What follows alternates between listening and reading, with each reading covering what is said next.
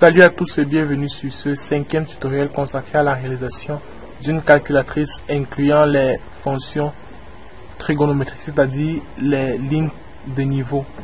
Ici, j'ai utilisé sinus et cosinus uniquement.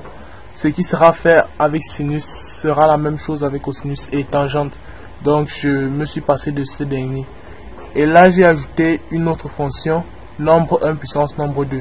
Alors, on va commencer par préciser que là, le premier champ correspondra au nombre 1 et le second champ au nombre 2. On vient sur Toolbox, on cherche Text Box, on prend un Text Box, on pose là.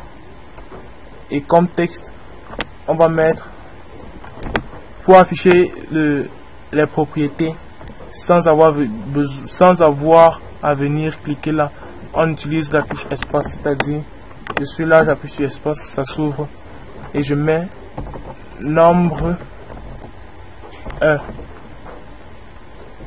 Je copie, je colle. Alors un text box, c'est une zone de texte qui ne sera pas modifiable par l'utilisateur. Et ensuite, je double-clique sur le bouton sinus. On constate qu'ici, j'ai commencé à écrire un petit bout de code. C'est-à-dire, j'ai repris les floats qu'on a utilisés pour la calculatrice commerciale. Et on va continuer en écrivant double. Alors là, on va utiliser un double parce que la fonction qu'on va écrire ne supporte pas les floats, les variables de type float. Donc on utilisera un double, une variable double qu'on va nommer angle, à laquelle on va donner une valeur. Cette valeur correspondra à, on met les parenthèses, nu1 fois mat fois pi. Ici, pour avoir la valeur exacte de pi, il y a une classe qui est appelée la classe mathématique, qui regroupe certaines données et certaines constantes mathématiques régulièrement utilisées. Et on divise par 180. Alors là, cette ligne-ci permettra de transformer l'angle que l'utilisateur va entrer en degrés. On transformera cette valeur en radian parce que l'ordinateur, c'est-à-dire le langage, lui, ne comprend que lui, il ne parle que les mathématiques. Pour les angles, il ne parle qu'avec les radians. Donc, on devra d'abord convertir l'angle en degrés. Qu'entrera l'utilisateur, on devra d'abord le convertir en radian. Et ensuite, on écrira ceci. Var, pas besoin, label 1.text égale angle, mat.sin avec S majuscule. C'est-à-dire, mat fait dans la classe mat. Je veux que la fonction sinus me retourne la valeur du sinus de l'angle angle. Et ensuite, pour l'afficher, je mets point to string. Ça aurait été la même chose si on avait d'abord commencé par stocker ceci, c'est-à-dire mat.sinAngle dans une variable que on appelait un peu plus haut var, et ensuite on avait appliqué la règle. Sauf que là, on ne pourra utiliser ceci que pour les angles compris entre moins pi et pi, c'est-à-dire ouvert, c'est-à-dire uniquement les valeurs, les mesures principales des angles. Pour s'assurer que ce sera le cas, on va mettre if la valeur de l'angle, c'est-à-dire nu1 est inférieur. Nu1 doit donc appartenir à l'intervalle moins 180 degrés, moins 180 degrés, 180 degrés. Donc pour cela, on doit ajouter une condition qui va à chaque fois vérifier cela. Nu1 est inférieur à 180 degrés et double et commercial, nu1 est supérieur à moins 180 degrés. Alors on applique ça. Ici on aurait bien pu continuer ne pas mettre les accolades et écrire directement l'instruction. Ça aurait toujours marché parce que c'est juste une seule ligne. L'instruction if ne reconnaît que la ligne qui est juste après. Si on veut mettre plusieurs instructions, alors on devra mettre entre les accolades. Sinon, si c'est juste une seule instruction, on peut se passer des accolades. Donc là, on a fini avec la fonction sinus. On se lance sur la fonction cosinus. On double-clique sur le bouton cosinus. On copie et on colle. On va juste devoir modifier sin ici par cos. Et c'est bon. Et ensuite, tangente, ce sera la même chose. Bon, là, on va passer à nombre 1 puissance nombre 2. On double-clique sur le bouton. Et on va toujours commencer par récupérer les valeurs, nos valeurs numériques. Et ensuite, on va faire quelque chose. Prenons par exemple nombre 1. Ici, on modifie à nombre 2. Prenons par exemple nombre 1 égale à 2.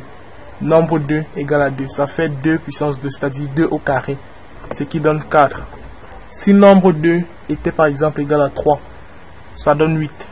C'est-à-dire c'est 2 fois 2 fois 2. 2 fois 2, 4 fois 2, 8. Donc on devra créer ici une variable.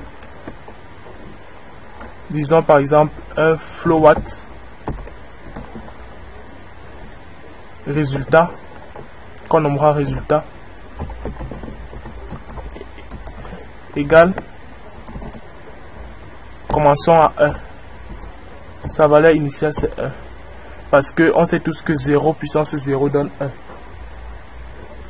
Résultat, float résultat égale 1.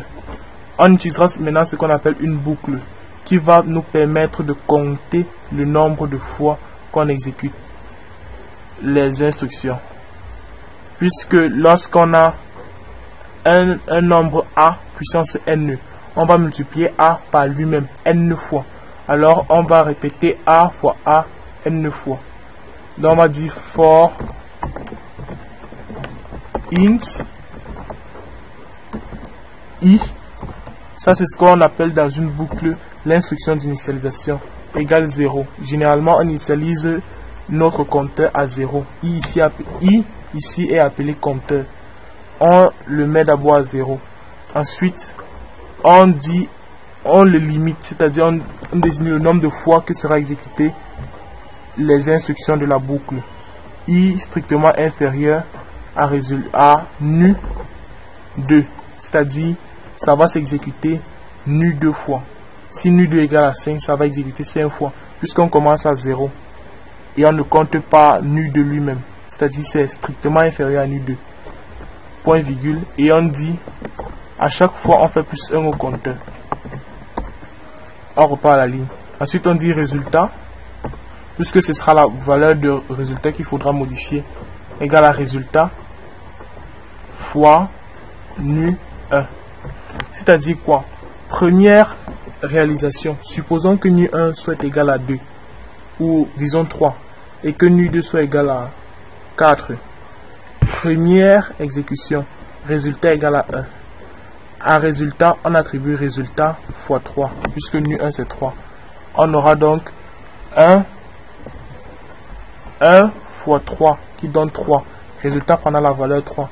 Deuxième exécution, on aura 3 fois 3 qui donne 9. Troisième exécution, on aura 9 fois 3 qui donne 27.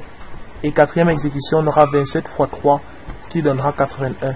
Si vous voulez vous vérifier avec une calculatrice, lorsqu'on tape 3 fois 3 fois 3 fois 3, on a 81. Et là, le tour est joué. On demande donc d'afficher le résultat. Label .text égale résultat .toString. On met les parenthèses, point virgule, et on peut exécuter. Ici, si on vérifie, on voit que nombre 1, on peut changer les valeurs. Alors j'avais fait une erreur. Les textbox, ce sont des champs dans lesquels l'utilisateur peut entrer des données. Et les labels, ce sont les champs dans lesquels l'utilisateur ne pourra modifier. Ici, si on veut en tester 90, sinus, ça donne 1. Sinus de 90 égale 1. 90 cosinus, il y a une erreur. Et pourquoi cette erreur? On verra cela dans la prochaine vidéo. Car ici, l'usage de la fonction sinus et de la fonction cosinus varie.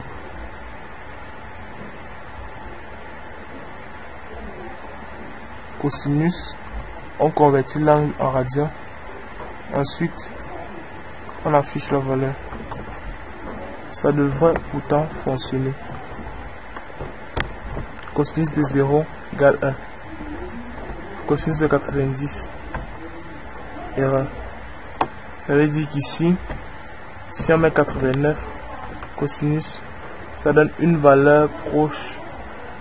En fait, pour les sinus, ça ne prend des valeurs que des valeurs comprises entre moins 182, moins 179 et 179 des angles.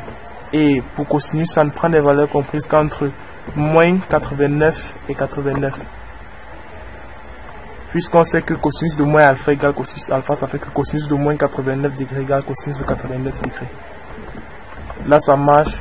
Et lorsqu'on mettra 91, il y aura une erreur. Ou du moins, ça fonctionne. Ce sont les cosinus qui donnent 0 qui ne marchent pas donc. Et maintenant, on va passer au troisième bouton qu'on a créé. Essayons 2 puissance 3, 8. 2 puissance 9, 512. Et je rappelle ma calculatrice. 2 puissance 9, 512. Disons 9 puissance 9. Alors là, c'est un peu compliqué. Disons plutôt puissance 5. C'est 59 049. 9 puissance 5. 59 049. Alors, merci bien. C'est fini pour ce tutoriel. Et à nous revoir dans les prochains tutoriels. Et je précise que dans le prochain tutoriel, nous élèverons un peu le niveau. Nous ne resterons plus sur cette calculatrice, mais nous irons plutôt explorer d'autres possibilités en voyant comment réaliser une application semi-professionnelle. Par exemple, un navigateur comme Firefox. Ou bien celui-ci. Mais en plus amélioré. Ici, je l'ai nommé Web Browser 1.0. Ça, c'est parce que c'était la première fois. Mais dans les prochains tutoriels, nous verrons comment en faire un, mais un peu plus amélioré. Là, voici comment il s'affiche. Je précise qu'ici, c'est-à-dire l'historique qui est là et les favoris ne sont pour le moment pas enregistrés automatiquement.